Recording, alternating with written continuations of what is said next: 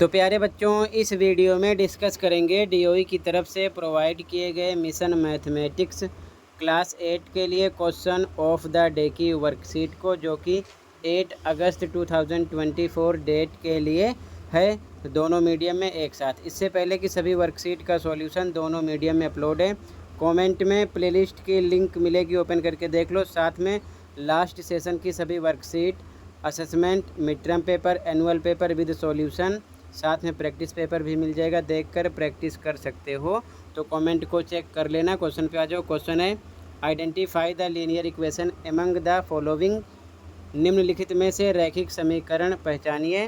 3 question है, हमें बताना है कौन सा रैखिक समीकरण है और कौन सा नहीं है। ठीक है, फर्स्ट, सेकेंड एंड थर्ड। ध्यान से देखो सॉल्यूशन इसका।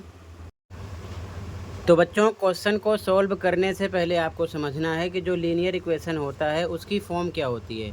जैसे कि रैखिक समीकरण जो होगा यानी लीनियर इक्वेशन, उसकी जो फॉर्म होती है यानी कि सामान्य रूप, वो होता है बच्चों A X plus B equal to 0 के। इस फॉर्म में वो इक्वेशन होगा, जहाँ ए और बी अचर हैं यानी कि कांस्टेंट हैं।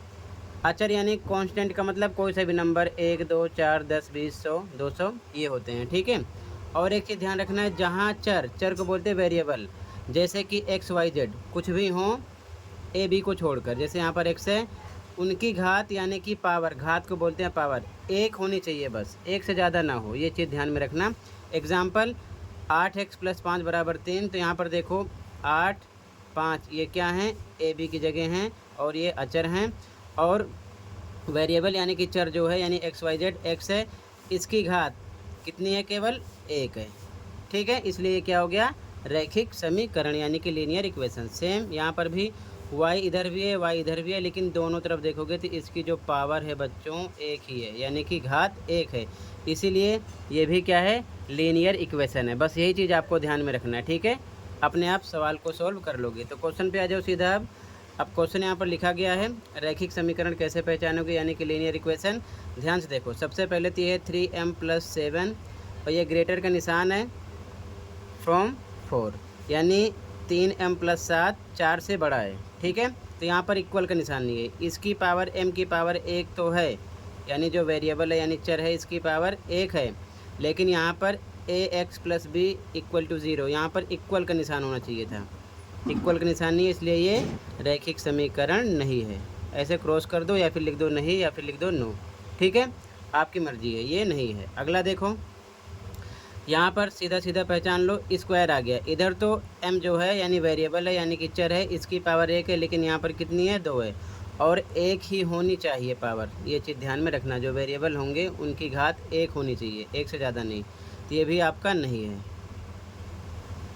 ठीक है, इसके बाद में अगला, इधर देखो y इधर भी है, y इधर भी है, इधर इसकी पावर 1 है और इधर भी इसकी पावर 1 ही है। ठीक है, तो दोनों तरफ सेम है, इसलिए ये है, ये रैखिक समीकरण है। अगर चाहो तो इसको आगे सोल्व करके भी चेक कर सकते हो। सोल्व कैसे करोगे, ध्यान से देखो। सोल्व करोगे तो इस प्रकार से इसे आप सोल्व करके चेक कर सकते हो। ठीक है, जैसे कि ध्यान से देखो, ब्रेकर तोड़ो, 3 का 2 से होगा 6y हो जाएगा, प्लस 3 का 1 से होगा 3 1 जा 3 इक्वल टू इधर 9 + 2y हो जाएगा। ठीक है, 6y इधर है, 2y इधर आएगा, माइनस का हो जाएगा, इक्वल टू 9 प्लस 3 इधर आएगा, माइनस का हो जाएगा, क्योंकि नंबर की तरफ जाएगा।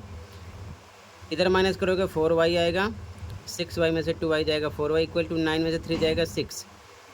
अब इसको आप 4y प्लस इधर आएगा 6 माइनस का हो जाएगा, प्लस 6 इधर आएगा, माइनस का हो जाएगा, इक्वल टू 0। अब यहाँ पर देख सकते हो ये आपका किस फॉर्म में हो गया, ax + b = 0 के फॉर्म में हो गया है। ठीक है ना, इसीलिए ये क्या है, रैखिक समीकरण है। ठीक है, अगर मान लो यहाँ पर y की वैल्यू पूछते, फिलहाल पूछा नहीं गया है, तो ये कैसे करते सोल्व, यहीं से आगे सोल्व कर लेते।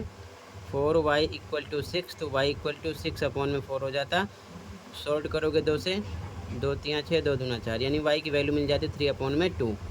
ठीक है, लेकिन ये पूछा नहीं गया है, बस आपको बताना है, इसे सॉल्व भी नहीं करना है, बस आपको बताना है कि कौन सा रैखिक समीकरण है, कौन सा नहीं है। तो पहला नहीं है, दूसरा नहीं है, तीसरा है। ठीक है, इसी प्रकार से आप इसकी पहचान करोगे। तो आई होप अच्छे से समझ में आया होगा। ये आपका आंसर हो गया। इसी के साथ ये वर्कशीट कंप्लीट है और आप समझने के लिए ये चीज़ लिख लेना, ठीक है। कहीं पर कोई डाउट है कमेंट कर सकते हो। मिलते हैं अगली वीडियो में। Thank you for watching and take care.